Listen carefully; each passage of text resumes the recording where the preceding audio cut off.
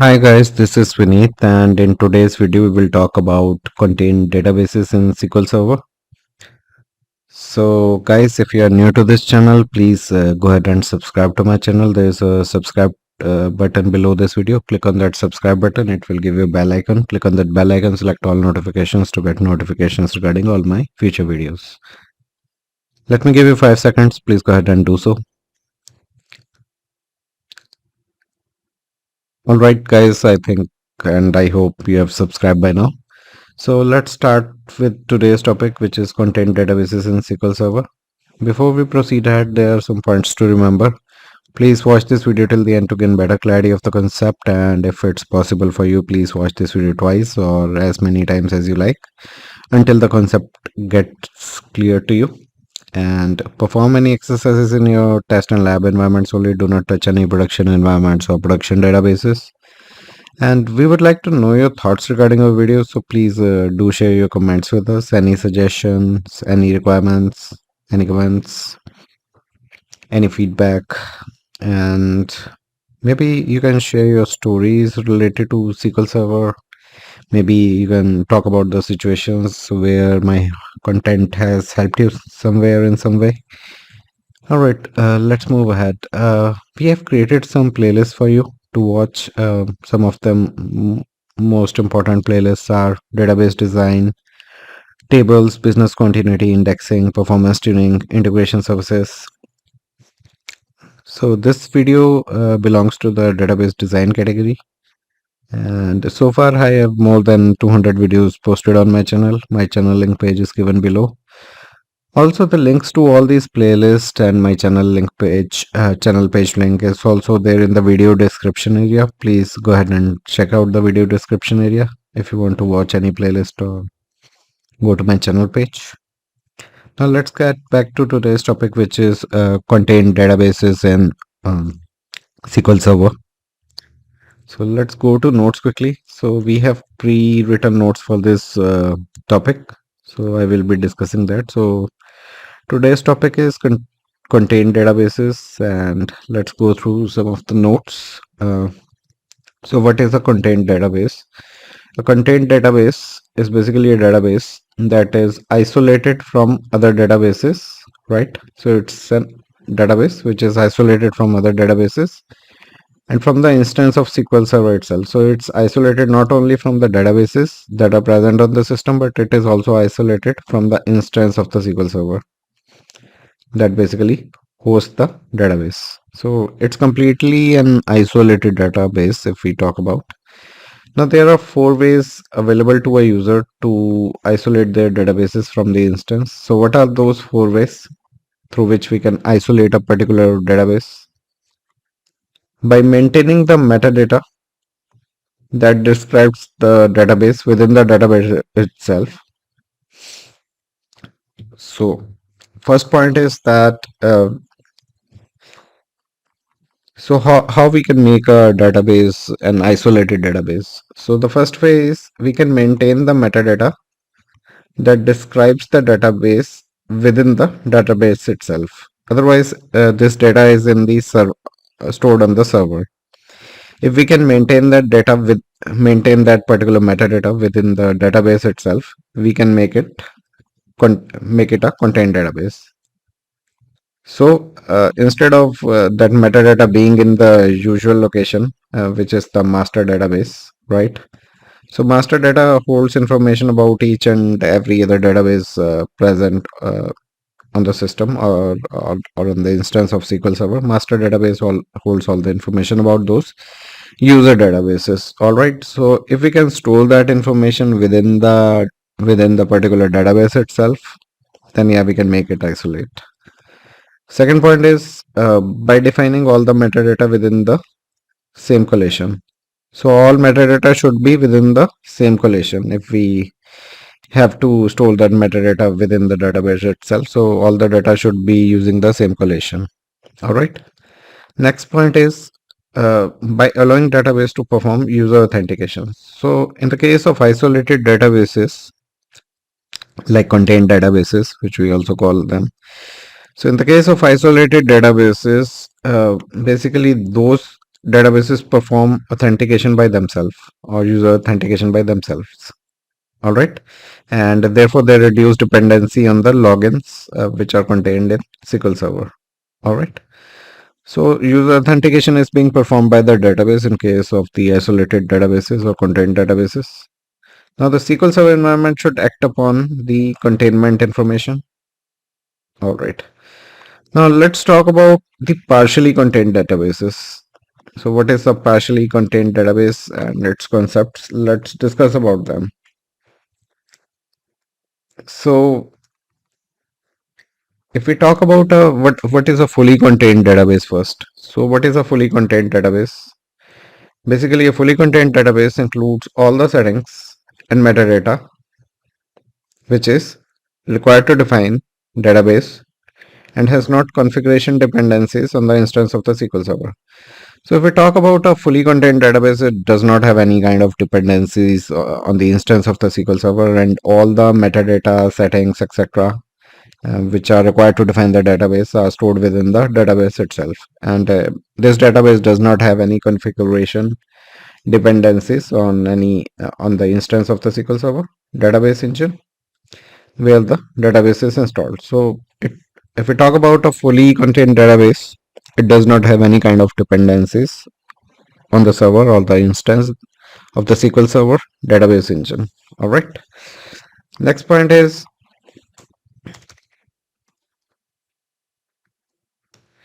if we talk about a user-defined entity that relies only on functions that reside within the database is considered fully contained.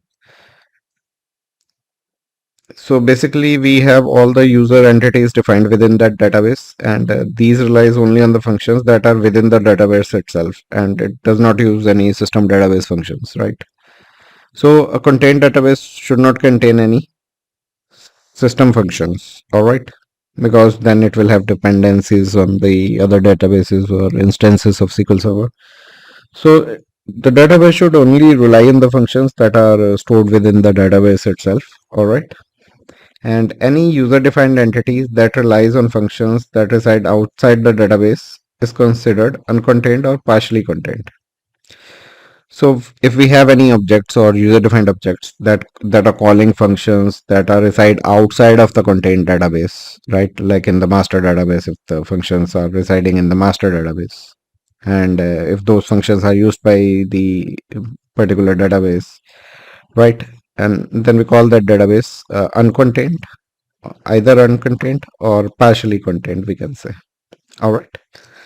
Now, if we talk about the SQL Server versions prior to version 2022, separating a database from the instance of SQL Server was very time consuming. So it was prior to 2022 SQL Server version, it was very difficult to isolate a database from its instance of SQL Server, and it was a very time consuming process and require a great knowledge of the relationship between the database and the instance of the SQL Server. So it was very difficult prior to version 2022 of SQL Server, I would say. All right. So let's discuss the next point. Partially contained databases make it easier to separate a database. So basically, let's talk about partially contained databases. These databases make it easier to separate a database from the instance of the SQL Server and other databases. All right.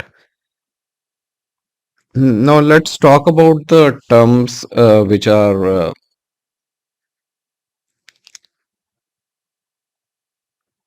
used for the partially contained database concepts. These are basically so contained database model terms. Let's talk about them. What are these terms which we usually use? So first term is the database boundary. All right. So there is a boundary between a database and the instance of the SQL Server. So database boundary refers to a boundary that exists between the database and the instance of the SQL Server. And this is also refers to the boundary between a database and the other database. So this boundary is also applicable to the database and the other databases. Now what is contained, right? an element that exists within the database boundary. So whatever elements that exist within the database boundary, that is called the containment of the database. And what is uncontained? Any element that crosses the database boundary is called uncontained element. Now, what is a non-contained database, or uncontained, or uncontained or non-contained are same thing. So what are non-contained databases? So it's a database that has containment set to none. All right. So for these databases, containment is set to none, and all the databases in version earlier than SQL Server 2012 are non-contained. So if we talk about SQL Server version 2012, any databases in versions earlier than 2012 version were non-contained or uncontained. And by default, all SQL Server 2012 and later versions databases have containment set to none. All right. So by default, containment for our database is set to none. If we talk about, and we have to set it specifically, otherwise it is set to none. So all of the databases by default in SQL Server 2012 and beyond are non-contained databases. Now, what are partially contained databases? A partially contained database is a contained database basically that can allow some features to cross the database boundary. So in the partially contained databases, most of the features reside within the database boundary, right? But some of the features are there which crosses the boundary as well, which crosses the database boundary as well. So these are called partially contained. So for fully contained databases, none of the features cross the boundary, right? But for partially contained, some of the features crosses the boundary, database boundary as well. Now, what is a contained user? Now, there are two types of user available for contained databases. Okay, so we can use two type of users for contained databases. Contained databases users with passwords. So we can have users with password, and these are authenticated by the database itself. If the user is there with the password in the database, then the authentication can be performed by the database. And one is the Windows principal, and these are use Windows authentication and do not require logins in the master database. So these two type of users are there, which is contained database user and the Windows principal. And Windows principal just require the Windows authentication and do not require login as in the case of normal non-contained databases, and they do not require login in the master database. All right, now users based on logins in the master database, let's talk about them, right? So for example, let me show you in SQL Server. So we log in with the system administrator account Vineet. So let me show you, it is defined as a login in the system databases. So let me show you. So if you go here, I'm connected to the default instance with my user account. So I can log into any of the databases. I can query any of the databases, right? But I can query any of the databases, but if we take a look at the security section, which is separate from the databases section, we have a login created for each and every user with which we log in into server. So this is the login information, right? So for contained databases, this login information is not required. All right. So this information is stored in the master database of the system. However, it is displaying here, but yeah, it is stored in the master database. So all login informations are stored within the master database. All right. So let me go back to notes. So user based on logins, such as in my case, so Vineet is my user account with which I logged in into the server. So all the user based on logins in the master database can be granted access to the contained database. So any of the logins that are in master database can be granted access to the contained database, but that would create a dependency on the SQL Server instance. All right. So any logins in the master database can do access the contained database or can be given access to the contained database, but that will basically create a dependency on the SQL Server instance. Therefore, Creating users based on logins require partial containment. So if we want to use login, that scenario will be called partial containment, not full containment. All right, but instead if we use contained database user and password for authentication or Windows principal for authentication, those concepts will be of contained databases and does not require any kind of dependency on the SQL Server instance. Now, next point is enabling partially contained databases delegates control over access to the instance of the SQL Server to the owners of the database. All right. So basically, if we make a database partially contained, right, it basically delegates control over access to the instance of the SQL Server to the owners of the database. So the owners of the database gets access and can provide access to other users in case the database we make the database partially contained. All right. Now let's talk about the database boundary here. Give me a second, guys.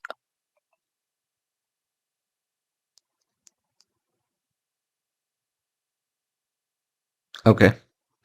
So let's talk about this database boundary. And basically, it's a line separating functionality of a database and a functionality of the instance. And inside the database boundary, so inside the database boundary, we talk about, give me a moment, guys. Okay, so inside the database boundary is the database model. All right, so within the database boundary, there is a database model as well, where the databases are developed and managed, right? An example of the entity located inside the database boundary include database users. So these are the entities which are within the database boundary, which are called database users with passwords. And any user tables in current database, these are within the database boundary. Now outside of the database boundary, let's talk about that. Now this is the management model. So earlier we were talking about a management model, which is where all the things are inside the database boundary, but there can be a model where things are outside of the boundary, database boundary. So this is basically another management model which pertains to the instance level function. So this model utilizes the instance level functions and management as well. An example of an entity located outside database boundary include users that are mapped to login. So any of the users that are mapped to logins or SQL Server logins are called the database entities that are outside of the database boundaries. So any user tables in other database, etc., those are also entities that are outside the database boundary. So these are called entities which are outside of this database boundary. It's a kind of management model we follow in the partially contained database. All right. Now let's talk about containment a little bit over here. So if we talk about containment, so user entries that resides within the database are considered contained. So any of the items or user entries that reside within the boundary are called contained. Any entries that reside outside of the database or rely on the functions outside of the database are considered uncontained. So this is pretty much clear. So anything within the boundary is contained, anything outside the boundary is uncontained. Maybe it can be a function or any object, whatever. Now let's talk about a little bit about containment is going on. So we talked about the contained entities and uncontained entities, and now what are fully contained user entities? So what are fully contained user entities? So these are any entities that never cross the database boundaries. So these are, if we talk about any of the user entries like user table or anything made by the user that is not crossing the database boundary, those are called fully contained user entities. An example could be database users with passwords. So these will not cross the database boundary, right? So these are called fully contained entities. Now, what are uncontained user entities? Any entities which crosses the database boundaries, basically. All right. And the example of this can be any code referencing user tables in other databases. So this code is called the uncontained user entity. All right. So this is done. Let me jump on to another topic for contained databases. Now let's discuss about some of the partially uncontained databases. Let me make the size bigger for this. Give me a few minutes. I'm doing some formatting, guys. Changing the font of this, making it little vibrant. So we are talking about the partially contained databases. Let me make the size little bigger so it's easier to read. I think it would be easier to read now. All right, so we have some key points under the for the partially contained databases. So what are partially contained databases, guys? So any databases which have entities that are crossing the boundaries. So any code inside the function that is referencing the tables outside of the database are called partially contained entries or uncontained entries. All right, let's discuss some key points of partially contained databases. The contained database feature is currently available only in a partially contained state. So we do not have fully contained databases. So the contained database feature is only available in a partially contained state so far, right? A partially contained database is a contained database basically that allows the use of uncontained features. So anything which is crossing the database boundary. So partial database do contain certain items that crosses the database boundaries. All right. And this is the only thing currently available for us. And we can make use of the system catalog views. An example of a view is here. Let me ignore that. So we can make use of the system catalog views. For example, sys.dm underscore db underscore uncontained entities and another system catalog view, which is sys.sql underscore modules to return information about uncontained objects. Now let's try to use this and see if we have any uncontained entries. So let's execute this against the AdventureWorks database. Let's see. What do we get? Is this an uncontained database or partially contained database? Let's see. What do we get? So select start from this. Okay, so I have executed this query. Let's see.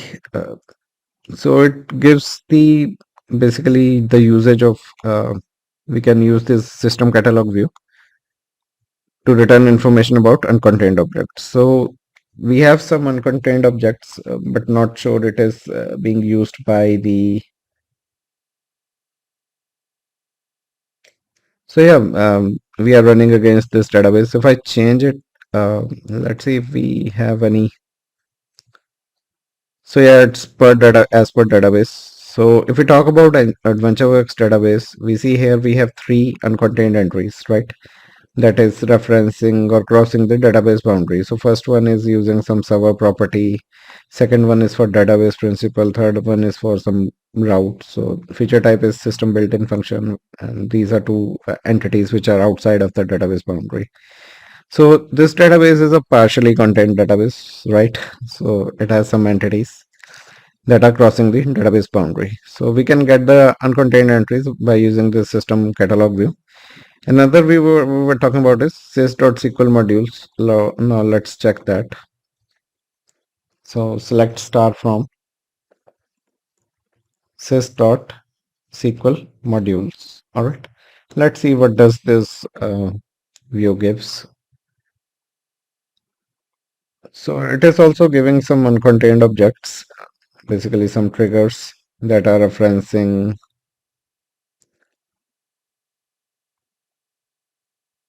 something maybe. But yeah, these are uncontained entries, right? So there are 52 in number for this database. So maybe it's referring to information that is outside of the database. That's why these entities are the uncontained entries. And let's go back to the notes. So we can use this to catalog views, the sys.dm, db uncontained entities and sys SQL modules to return information about uncontained objects or features. By viewing the information inside these tables, we can determine which objects or features need to be replaced or altered to promote the containment. All right. So these items can be altered to promote the containment. All right. So we can modify these items. So certain objects have default containment settings of none.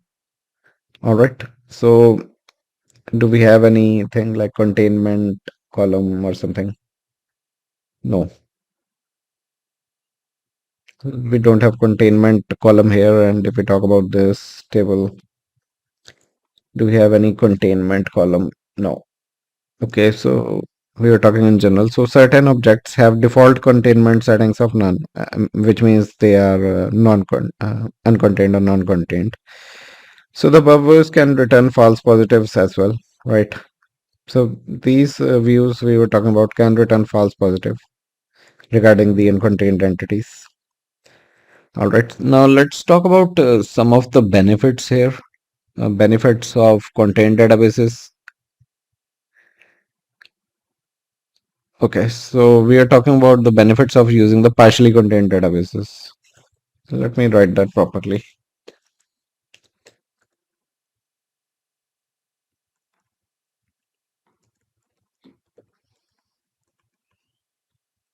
So what are the benefits of using the partially contained databases? There are some issues and complications associated with the non-contained databases or partially contained databases that can be resolved by using the. Okay, so this is I think wrong.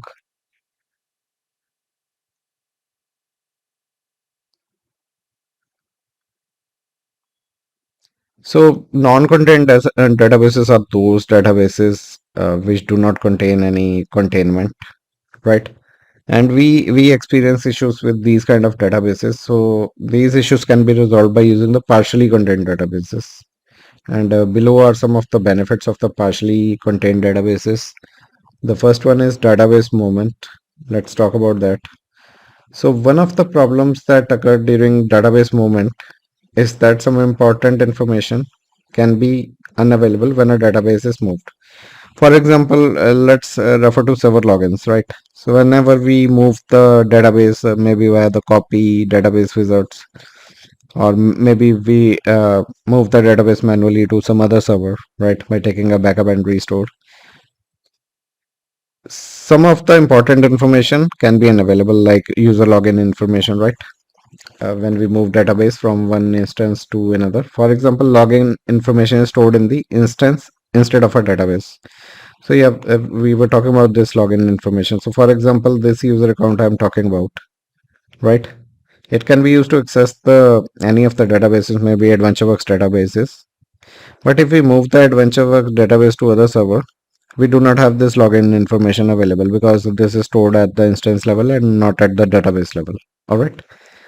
So this is what we are talking. So one of the problems that we have or that can occur during the database movement is that we miss on some of the important information which is unavailable when the database is moved from one instance to another. For example, login information does not move on its own to another server, right?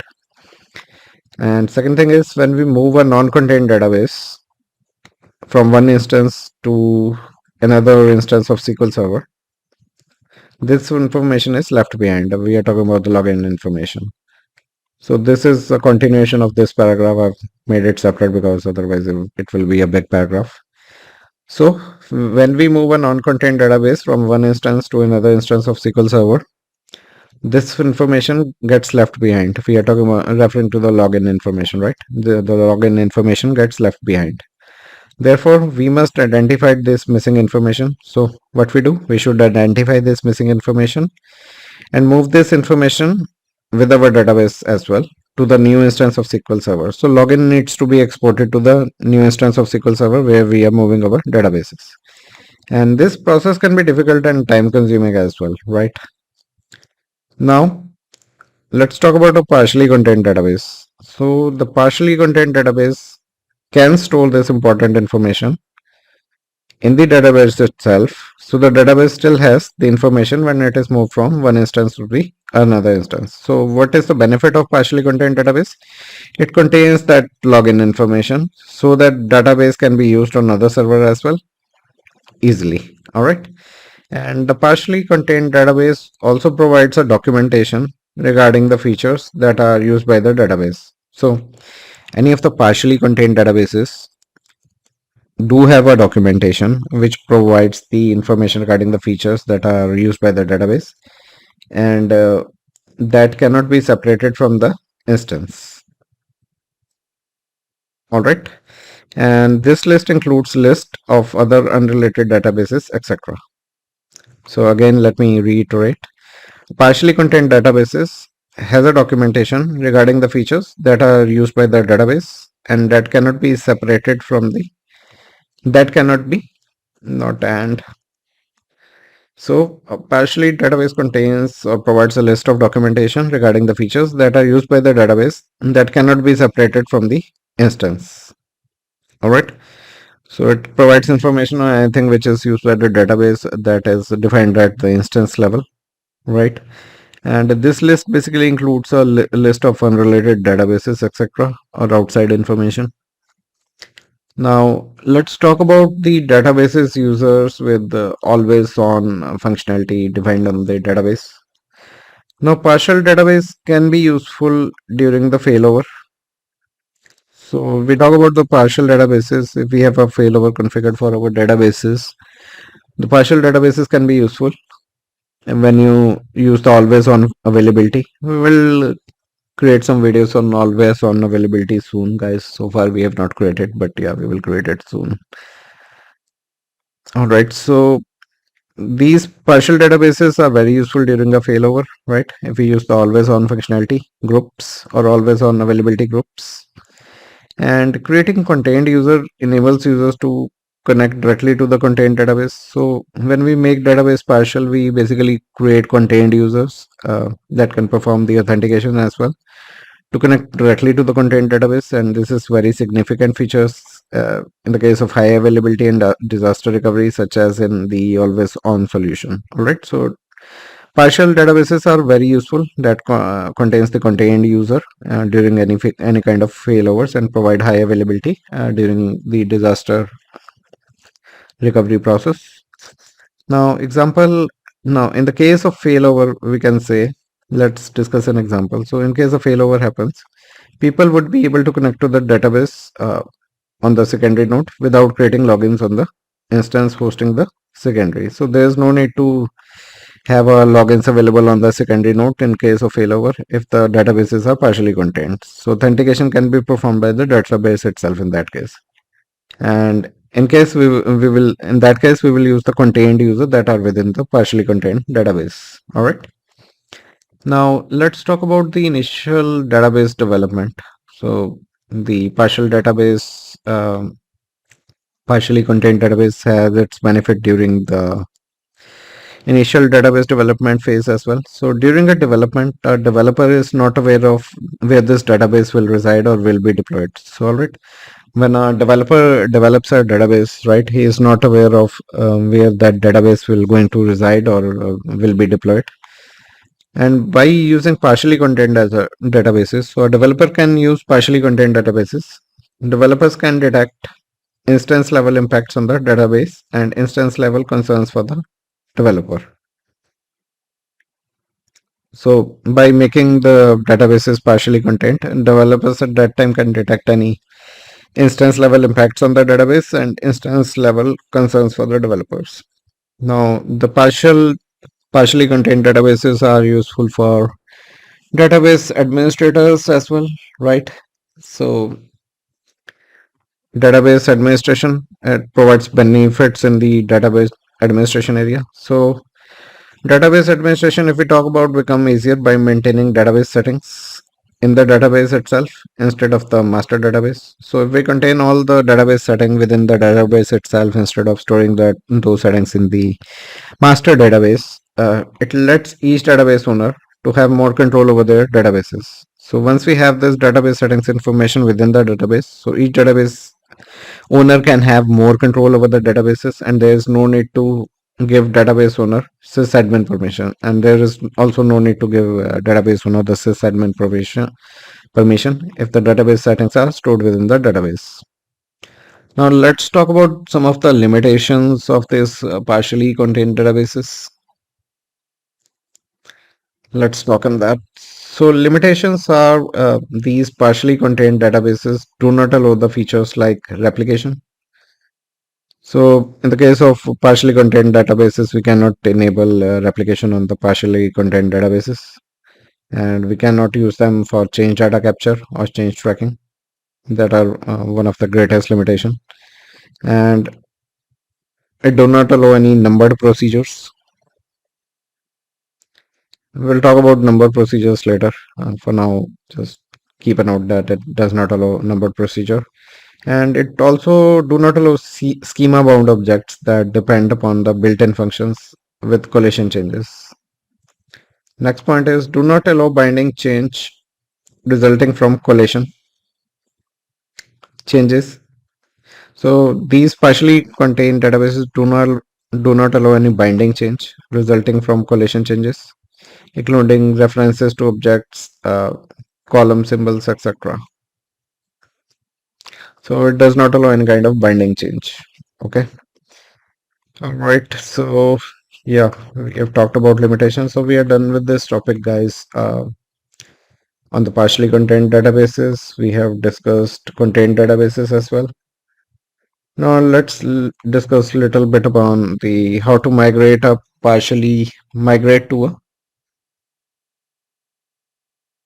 contained databases.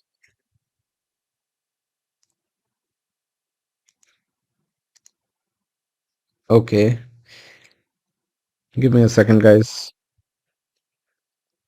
So guys, this is a slide on the how to migrate to a partially contained database, but I think we should cover it up later.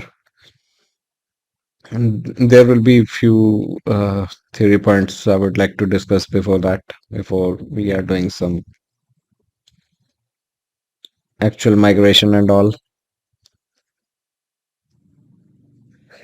Okay, so next topic I am discussing is let's continue in that slide.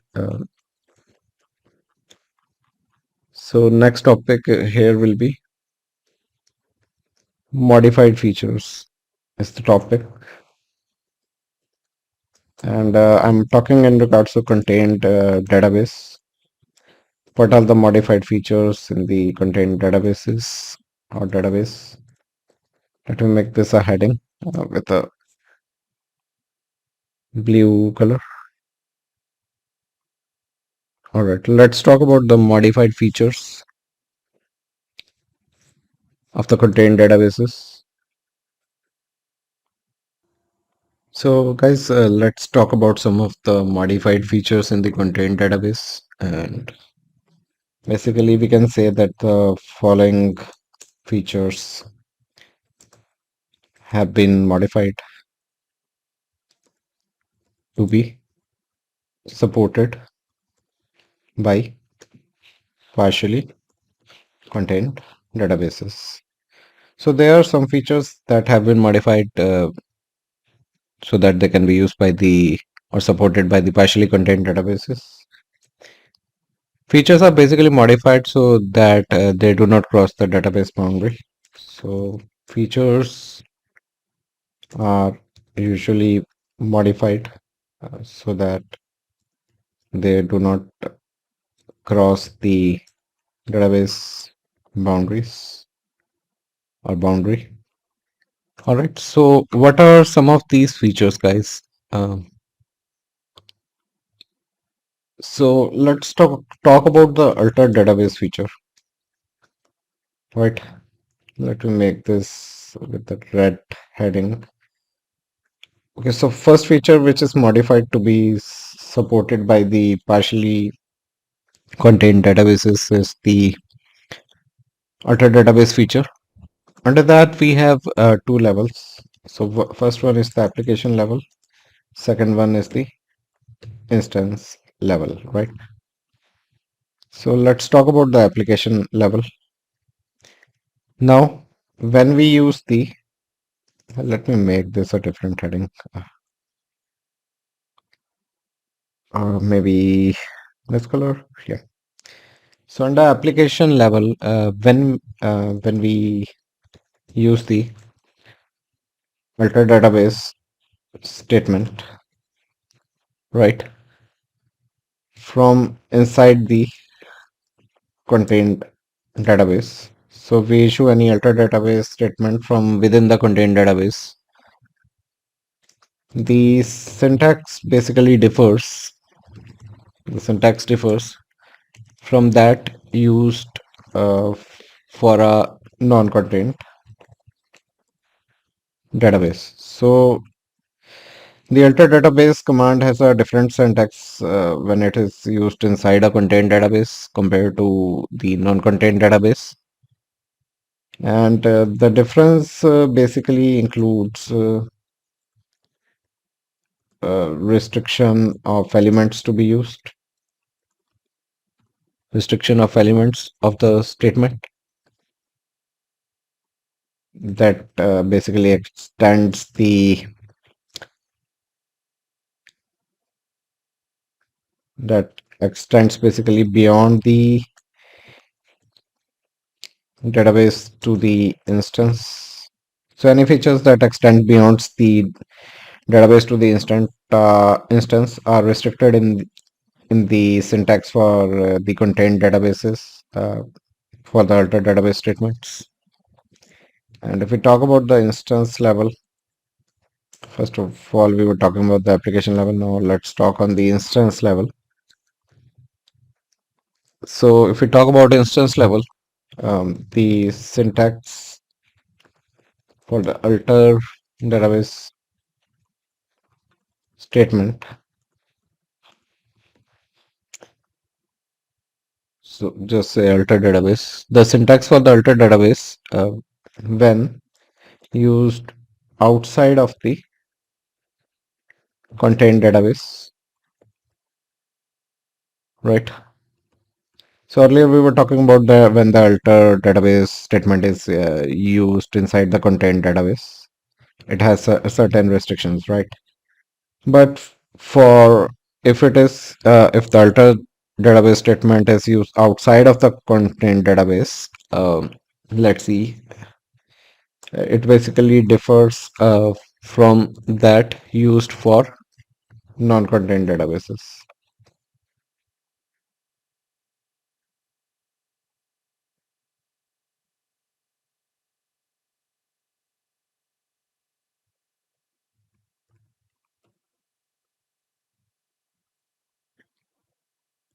So basically syntax differs if we use it within the contained database or outside of the contained database. The syntax for the altered database differs. And these changes basically prevents crossing the database boundary. All right. Now we talked about the alter database. Now let's talk about the create database. So in relation to create database, there are also certain changes, right? So let me mark it with the red color, maybe. Okay. Now let's talk about the create database changes.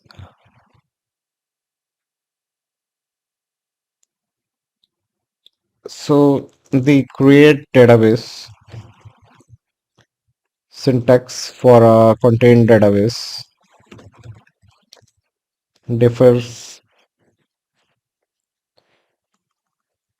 from that for a non-contained database. All right. So there's a syntax difference again when we use the create database statement within the contained database or outside of the contained database. Now let's talk about temporary tables here. Let me mark it with the color, appropriate color, guys. Okay. So if we talk about temporary tables, the local temporary tables are basically permitted within a contained database. So only local temporary tables are permitted within the contained database, right? So local temporary tables are permitted within the contained database. Okay. But their behavior, so though they are differ local, though the local temporary tables, if we talk about, they are permitted within the contained database, but their behavior differs from those in non-contained databases. So if we talk about in non-contained databases, so in non-contained databases, temporary tables or temporary table data, if we talk about, is collated in the collation of tempdb. So whatever the tempdb is using the collation, so the data, temporary data for a table in a non-contained database. So in non-contained databases, temporary table data is collated in the collation of the tempdb, whatever collation is used by the tempdb. All right. And whereas if we compare a contained database, in a contained database, the temporary table data, where it is collated in the collation of the contained database instead of collation of a temporary database. All right. And guys, all the metadata we talk about, so all the metadata for temporary tables, for example, if we can take table and column names. So this is the metadata, temporary table metadata, including the table and column name, indexes, and so on, will be in the catalog collation. We'll talk about collations later on in much detail, so wait till then. And if we talk about any named constraints,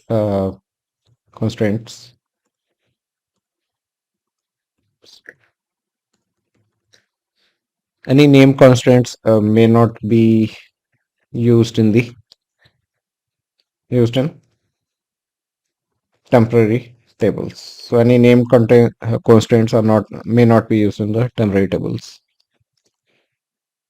And if we talk about temporary tables in the contained database, they may not refer to user-defined types or utilities, and they cannot refer to any schema collections as well, XML schema collections, or maybe any user-defined functions.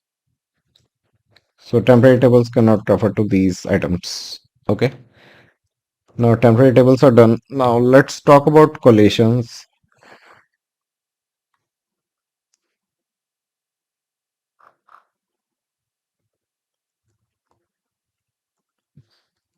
Make this a heading. Okay. So collations under the create database. Now if we talk about the non-contained database model, there are three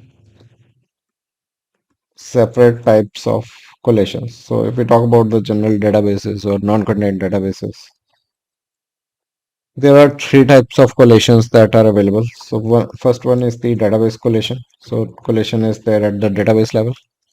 Then we have collation and collation at the instance level, right?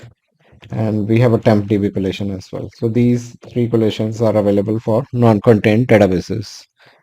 Now, if we talk about the contained databases, right? they use only two collations. So these are the database collation and the new catalog collation. So it has two collations, the database collation as well as the new catalog collation. And it does not use the instance collation or the tempdb collations. All right. So this is the difference. Now we have some user options difference as well. Let's make it a heading. All right. So when enabling the contained databases,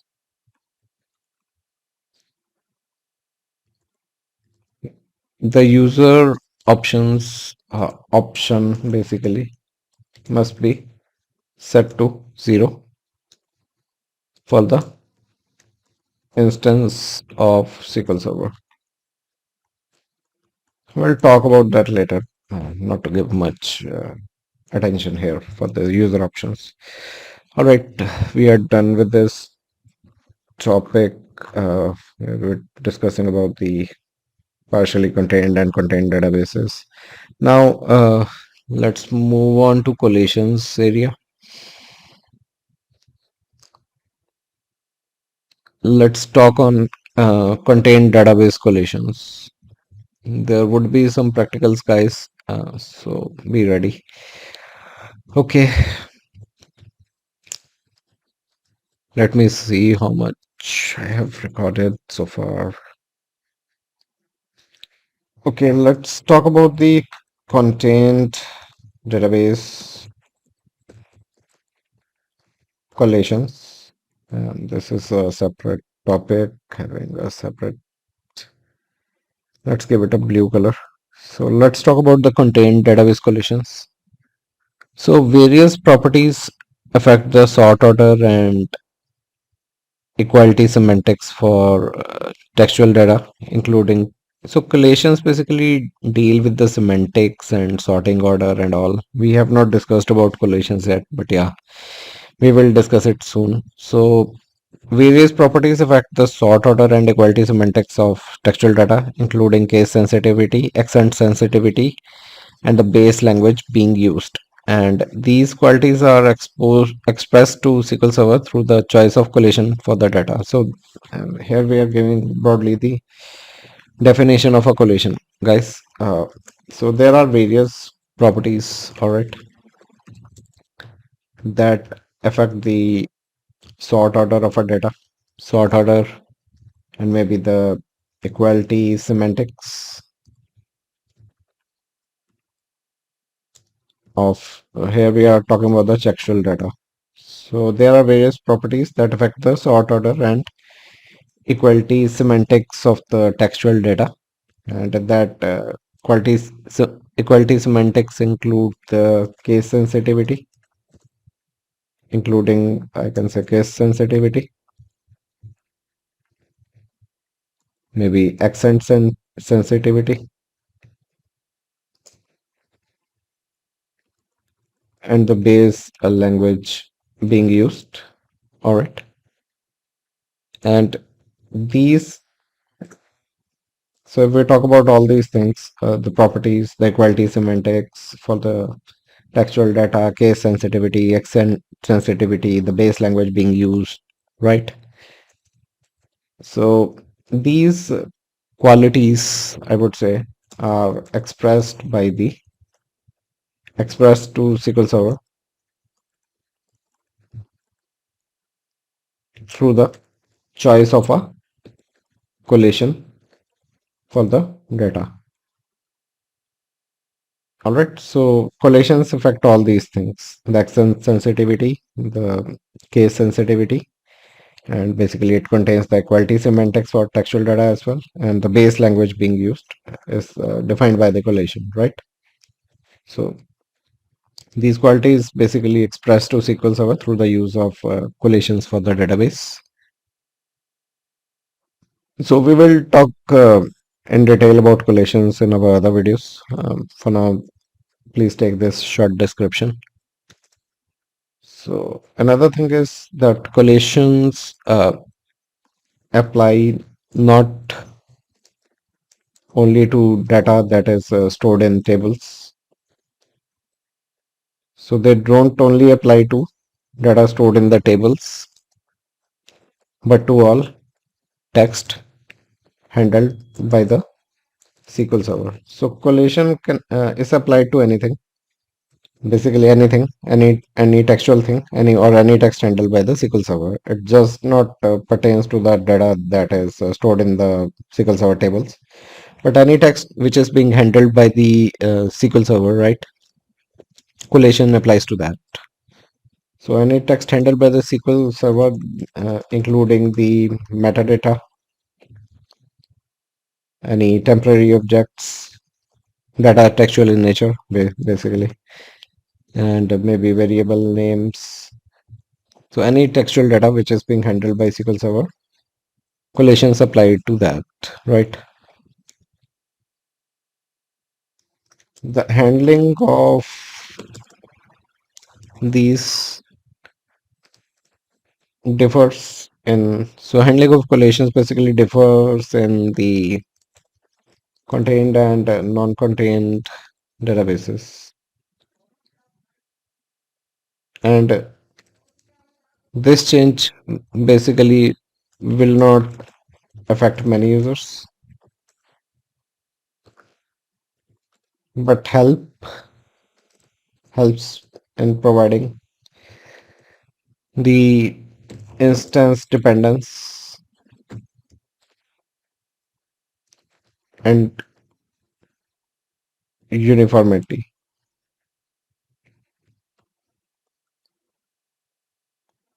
So this change will not only affect many users. So this change will not affect many users, okay?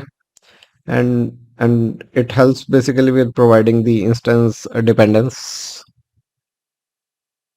and not dependence. Basically, it provides instance independence and it provides the uniformity as well. All right. But sometimes this may also cause the confusion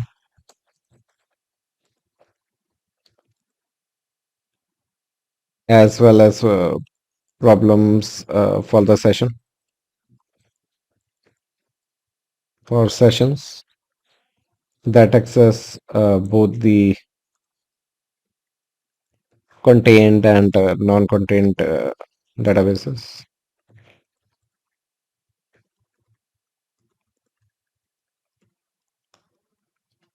All right. Now, if we talk about the collation behavior, so the collation behavior of contained databases basically differs subtly, or maybe differs from that in the, so collation behavior of contained databases differs from that in non-contained databases, and this behavior is generally beneficial.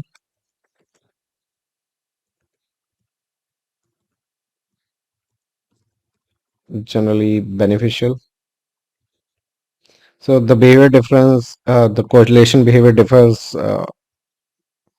in contained databases compared to the non-contained databases, and this behavior is generally beneficial uh, and provides the instance independence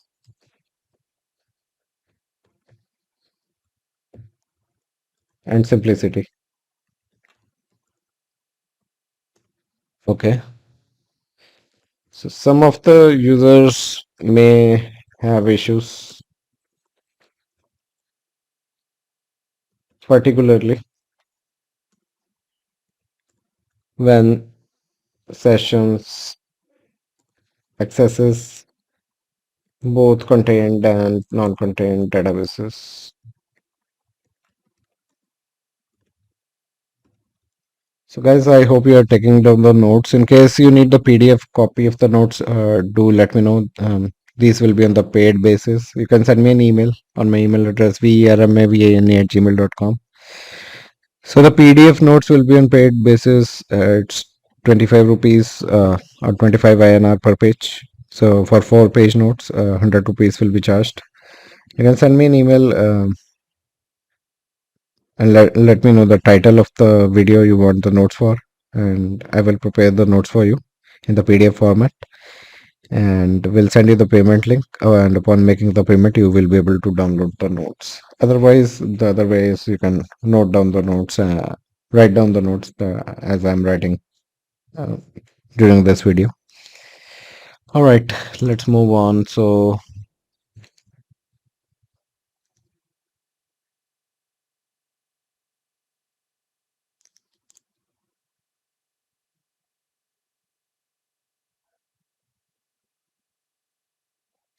okay guys, give me a minute over here. So let's talk about the non-contained databases over here. Let's make this a heading. Maybe use this color. Okay. So if we talk about all databases, these have a default collation, right? So all databases have a default collation which can be set when creating or altering a database, right? We can alter the collation of the database, and the database basically takes the server collation when it is created. We can alter the collation of a database later on, and this collation is basically used for all metadata in the database. So once the collation is set for the database, it is used for all the metadata in the database, as well as the default for all string columns or any textual data within the database.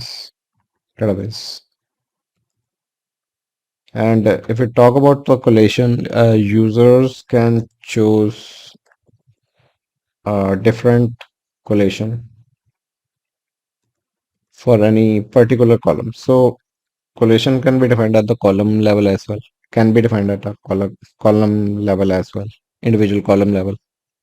So users can choose a different collation for any particular column by using the collate clause. Alright, so we can have a column specific collation as well. Now let's take some examples. Maybe let's take some example. So for example, let me highlight this with the proper color. So I'm discussing about an example, right? If we were working in, or maybe we are working in, maybe Beijing, which is in China, we might use Chinese collation. All right, and the example would be if we want to change the collation of a database, if we are working in Beijing, we can do an altered database statement, and we can specify the database, maybe let's say sample DB or MyDB, whatever. Let's say sample DB, and we can change the collation with the use of collate keyword, and we specify the name of that Chinese collation. You can figure out what all collations are available online for different languages. So for this, I'm taking Chinese simplified,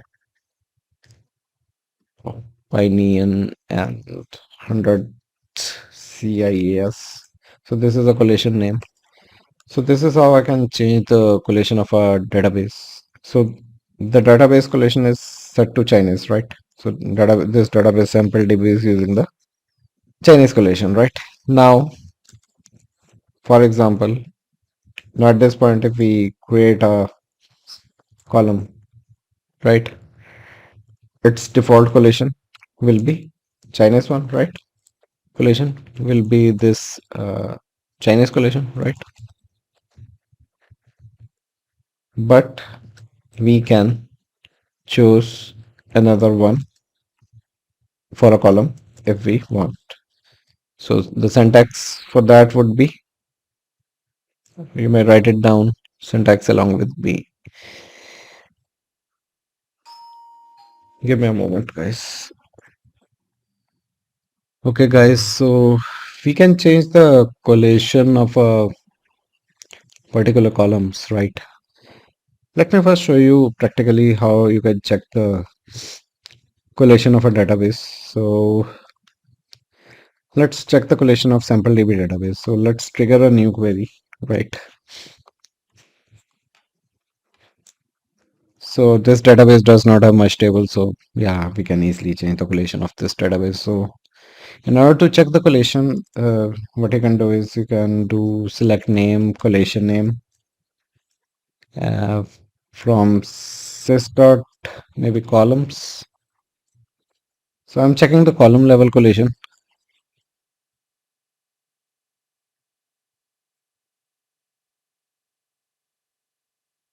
So we need to specify the column over here. So for example,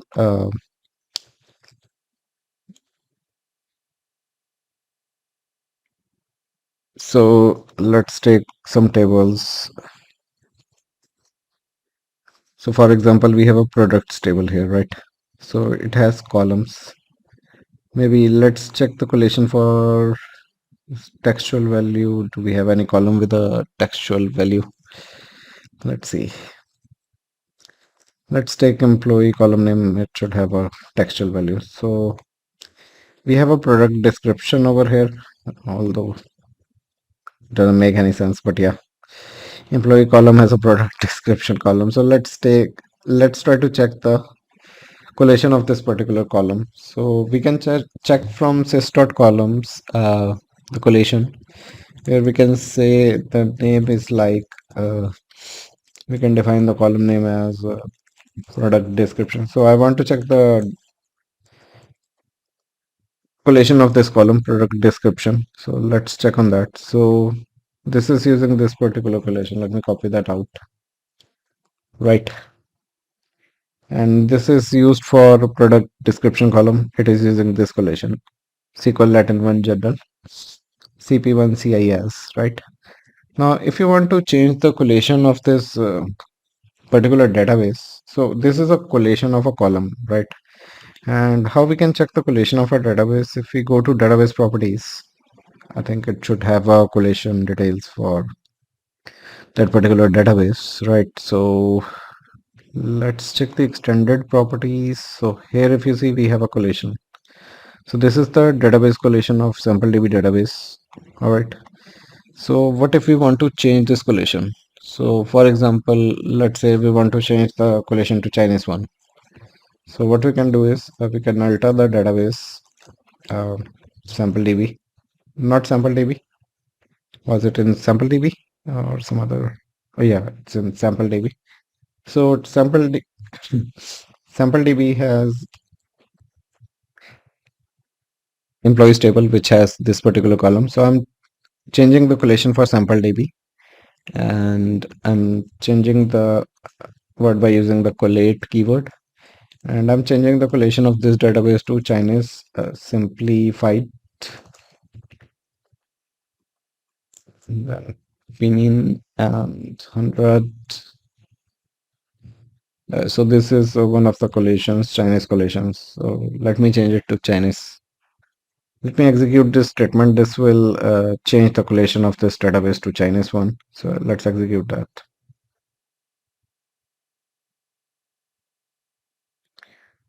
Waiting for query to complete. Let me pause the video until this query completes.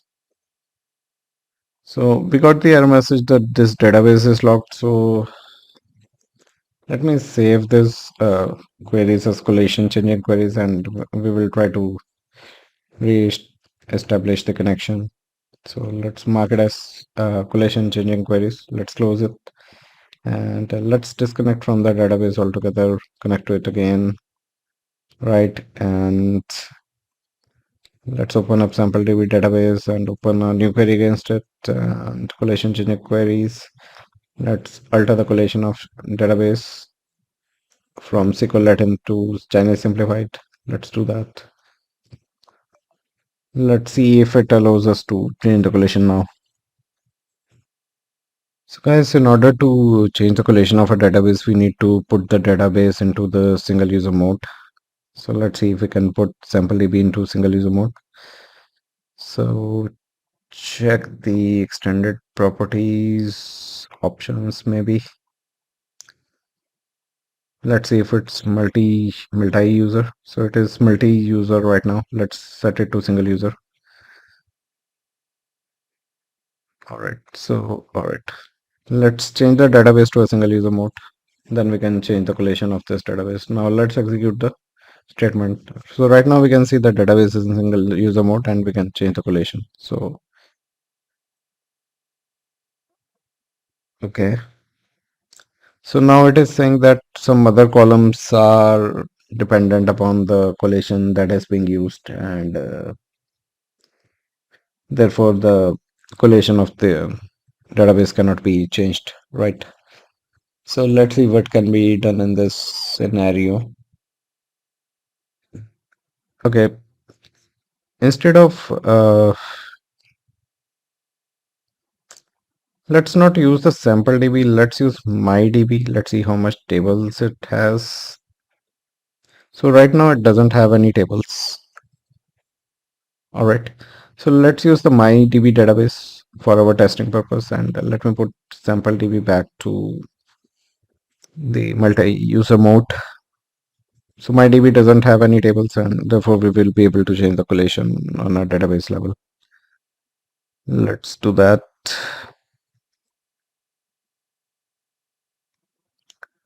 Let's close it and try to change the collation now. Okay, so under the options section, let's change it to multi-user.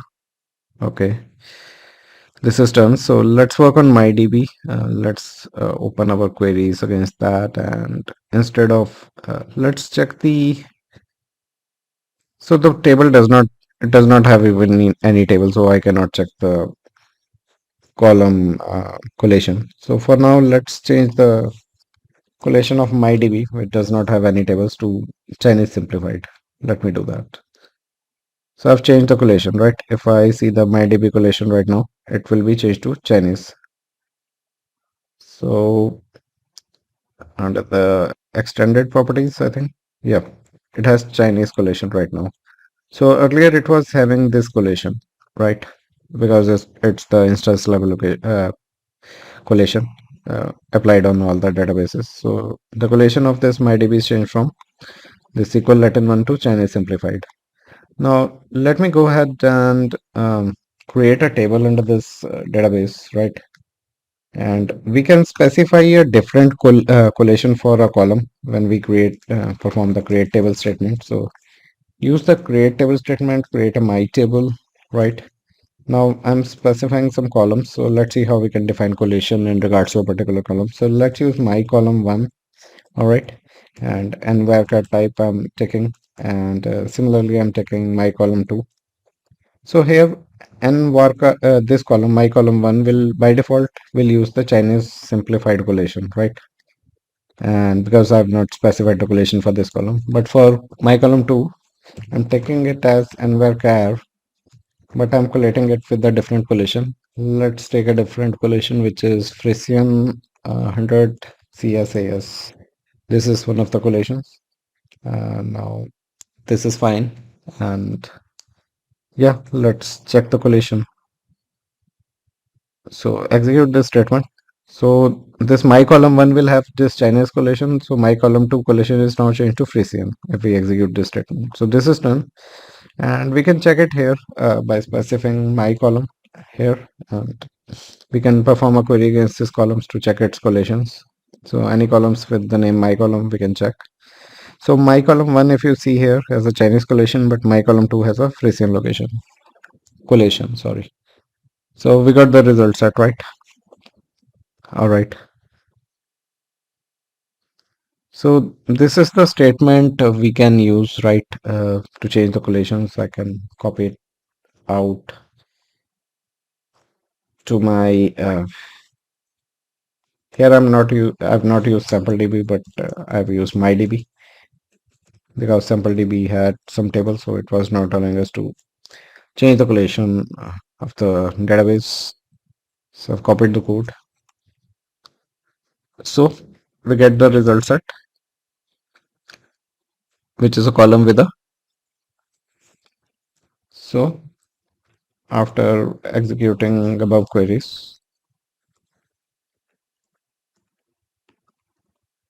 we will get a result set in which column 1 will use this collation. Which one? This one.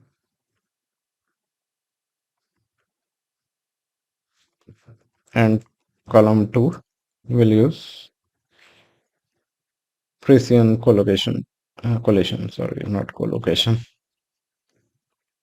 All right, so yeah, this is fine now. Okay. Now this appears relatively simple, guys. We've changed the collation. But several problems may arise when you change the collation because the collation for a column is dependent upon the database in which the table is created. Problem arise when the use of temporary tables which are stored in tempdb. The collation of tempdb usually matches the collation for the instance, which does not have to match the database collation.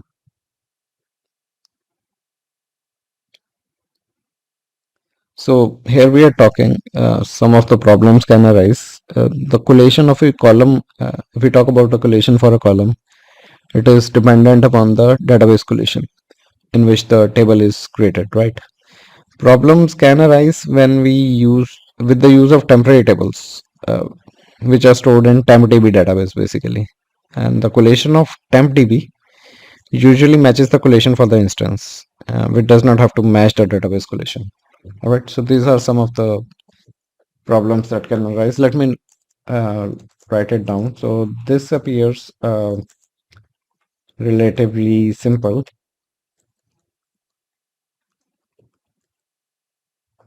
but several problems can arise. Now, because the collation for a column is dependent on the database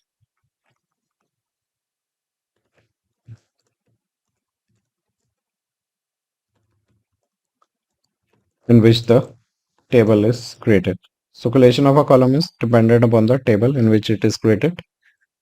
The problems arise with the use of temporary tables. If we use any temporary tables in our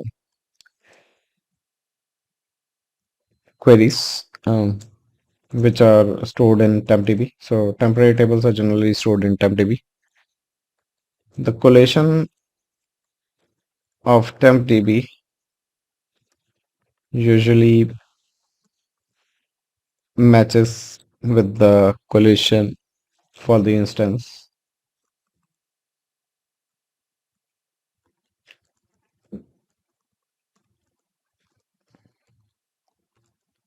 which does not have to match the database collation.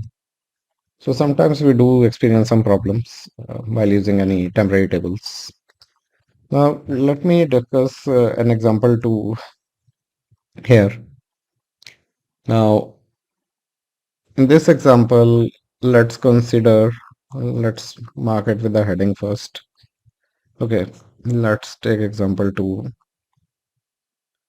Now, for example, I would say consider the Chinese database above because we have changed the collation of our database to Chinese. So database, maybe MyDB I can mention. So MyDB collation is changed to Chinese.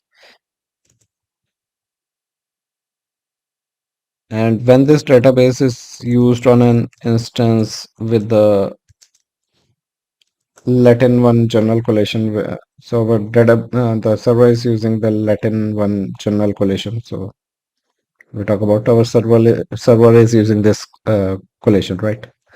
And so, for example, we are considering the Chinese database MyDB when used on an instance with Latin one general location, which is the collation of our server instance, right?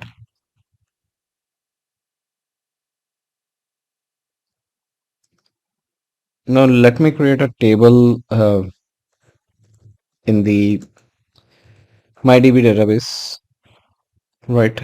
Let's mark this table as T1, right?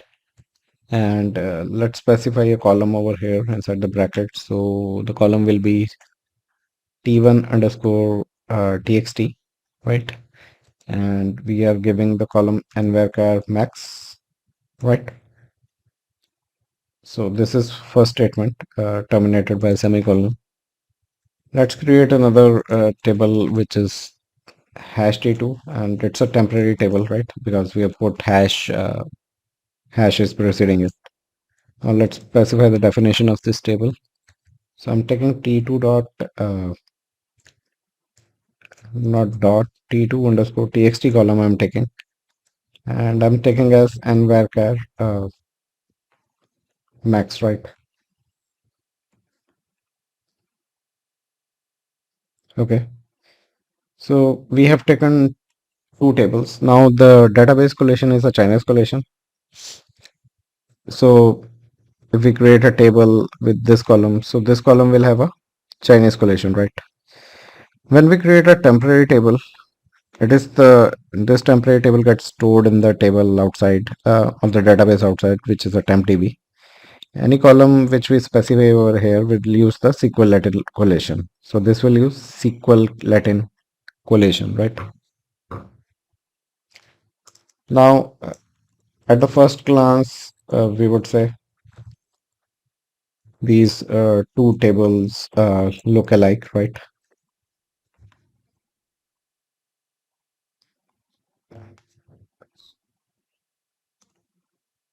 So at first glance, these two tables look like they have the same schema, right? But since the collations of the database differ, so here the collations of the databases differ. Here we are talking about the TempDB and MyDB. The collation of both the databases are differing. The values are actually incompatible. Although the schema is matching for these two tables, well, the values are actually incompatible. We cannot compare values of hash t2 with t1. So for example, if we execute the following query, it will give us an error. So for example, if we execute the following query, we will get an error. So before executing that query, let me go ahead and quickly create these two tables in the MyDB database here, right? Let's create two tables, execute these two statements. So both the tables are created, right? Refresh the tables.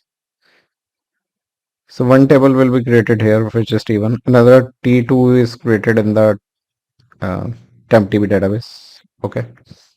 Now, if we run the following query, so let me write down a query. So if we run select maybe T1 text, so which is using the Chinese collation, right? And we take T2 text, right? Which is using the SQL Latin location. And we are taking it from tables from T1, and we are joining both of them on maybe hash T2, joining both table on, maybe we say, let's join them on the T1 text and T2 text. So T1 dot T1 text, I'm joining it with T2 dot T2 text.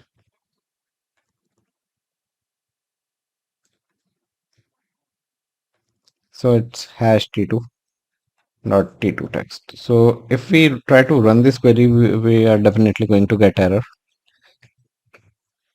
because there's a collation conflict over here. So if we execute it, so we got the error. Let me take it into multiple lines, right? So the error we receive is cannot resolve the collation conflict between SQL Latin General and Chinese Simplified Pinyin because both the tables are stored at different places. Each one, the column in each one table is using a different collation. So there is a collation conflict and we cannot use this join statement, right? So we got the error. Let me copy this code down to the here, right? So let me paste it quickly. So this is the code that will give us an error as both the columns are using different collations. Okay, so we got the error, right? We can fix this by explicitly collating the temporary table. So what we need to do here is, as the collations are different, we can basically fix this by explicitly collating the temporary table. Okay, and SQL Server makes this somewhat easier by providing the database default, right, keyword for the collate clause. So let me give you an example how you can run this join without having any issues. So let's go back to SQL Server. Okay guys, let me show you how you can fix this. So let me write a new query. So the new query is we can do create table is already done, right? So these two tables are already created. So I need to drop these tables. Let me quickly go ahead and drop these. The T1 and hash T2 needs to be dropped. So you need to create tables like this. So first of all, drop these tables and I will recreate them. So dropping table T1 and dropping table hash T2. Okay. Let's run both the drop statements for these tables to get dropped.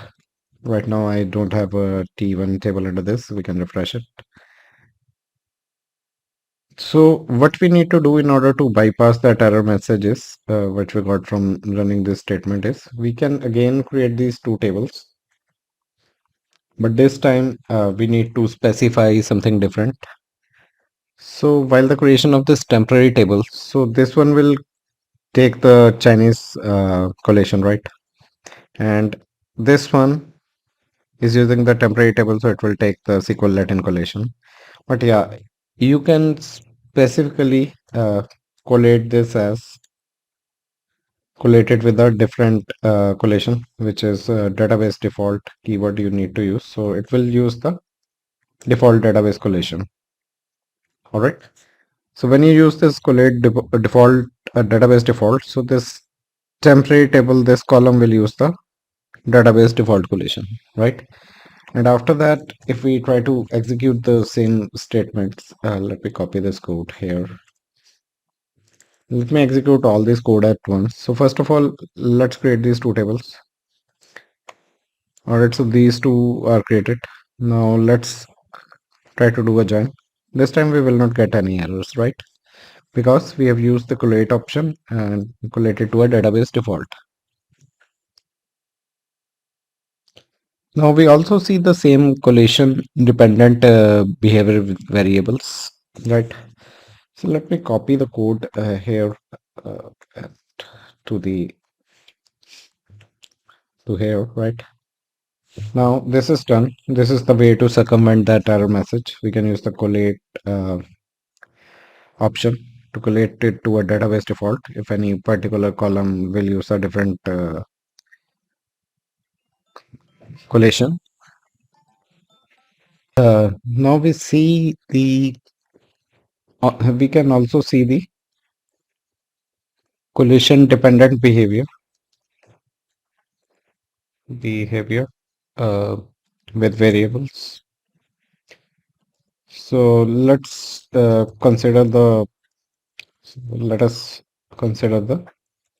following function. All right. So let me create a function for you in the SQL. Let me show you this example. So if I create a function, the create function statement, function name is f, and we are taking a variable, right? Give me a moment, guys. Okay, guys, let's talk about creating a function. So in function, I'm taking one argument, defining a parameter at the rate x, and it is returning the integer. The return type is integer. Let's begin the function and do an end, and between begin and end, let me write the function. So I'm declaring a variable I, right, integer type, and assigning value 1. So all these variables are temporary and I think are stored in the temporary database. Let's declare another variable, uh, maybe x. Let's declare another variable.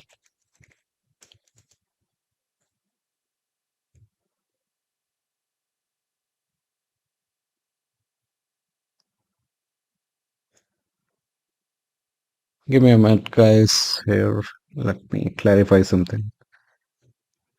So, guys, I've declared another character, which is I with an accent over here. I've copied it out from a website. You may use this website.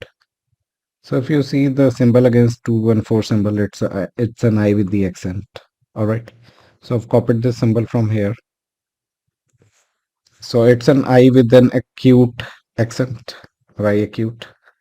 All right. Let's try to use this accented I, and please remember the collation of the database is Chinese at the moment. And let's keep the accented I to uh, assign the value 2 to it. And now what you need to do is let's do a return, and return should be integer type. So I'm taking a return in x, and basically I'm returning x into, so whatever value is passed to the function, it is multiplied by at the rate small I, right? So if we talk about this function, right, this is a peculiar function, and in a case sensitive collation, all right, the at the rate I, which is small I, if I'm talking about, so I'm talking about the collation which is case sensitive. So here the at the rate I in the return clause cannot bind to either this one or this one. This I is not same as this I or this I, because this is a case sensitive collation. So in a case sensitive collation, the small I cannot bind to capital I or capital I with an accent. Now in a case insensitive collation, so for example, this one is a case insensitive collation, sorry. So in the case insensitive Latin 1 general collation, small I can bind to large I, right?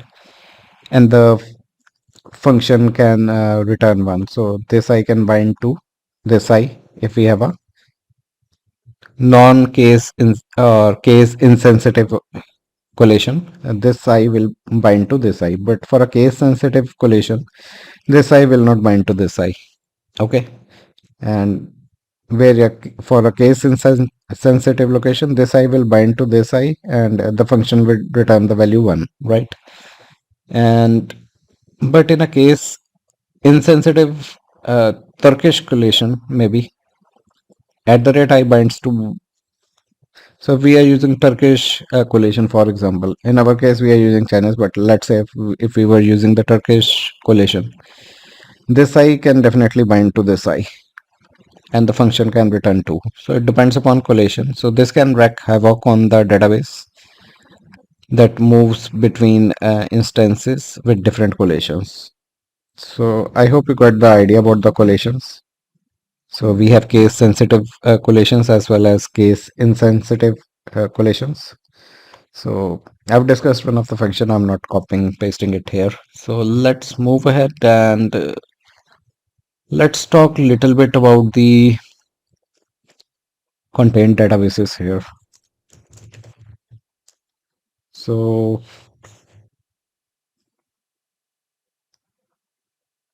I think let's keep it for part 2 of this video. So our next topic will be contained databases. I will discuss on little bit on that as well. And let me mark it with a heading for now. And let's keep it as is. So in part 2 of this video, I will discuss on this. We have already recorded like 1 hour 35 minutes of video. So let's keep part 1 till 1 hour 35 minutes. In second part, I will cover the rest of the items, including the contained databases, and I will talk about intercross between the contained and the uncontained contexts. I will discuss some more examples, and yeah, after that I will talk on the security best practices with the contained databases. We'll talk a little bit on that as well, and finally I will show you practical stuff of basically this slide where I will discuss how you can migrate to a partially contained database. So we will cover 3 demos under that. So be ready for that, guys, and watch out for my next video. If you want to get the timely notification regarding my next video, please do subscribe to this channel. If you have not already subscribed, there is a subscribe button below this video. Click on that subscribe button. It will give you a bell icon. Click on that bell icon, select all notifications to get notifications regarding all my future videos and upcoming videos on this series as well. And basically also share your comments with us, guys. Today we have discussed on the part 1 of contained databases in SQL Server, and I thank you so much for your time on this video. If you want the PDF copy of the notes discussed during this video, you may write me to vrmavane@gmail.com, which is my email address. So upon getting your email and a request for PDF notes, do mention the topic for which you want the PDF notes.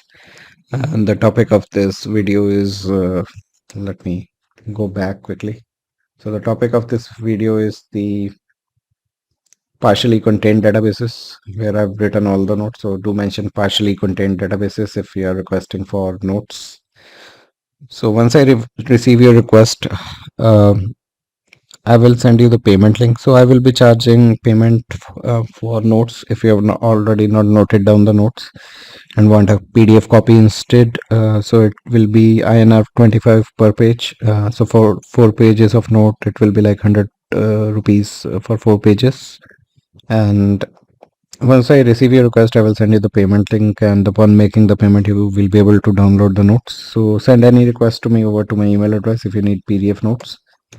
And guys, do share us your comment suggestions, any feedback, or any of your requests that you want us to fulfill regarding any particular videos.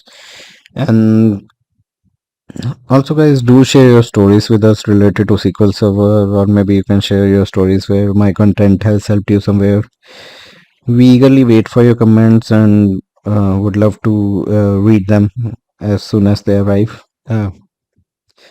So please do send us your comments, and guys, if you have a good network of friends, please share my videos with your friends if they work in SQL Server domain, in case you feel my video will be useful for them. Also ask all your friends working in SQL Server domain to subscribe to my channel, as I have taken the responsibility to educate people in a better way for SQL Server. And if you feel that my content will make a difference in their life, in the SQL Server life, or their if my content can improve their day-to-day experiences with SQL Server, please ask them to subscribe to my channel. And guys, if you like this video, please click on the like button below this video. If you have not subscribed till yet, please go ahead and do so. There's a subscribe button below this video. I thank you so much for your time on this video today, and you have a wonderful day ahead, guys. Thank you.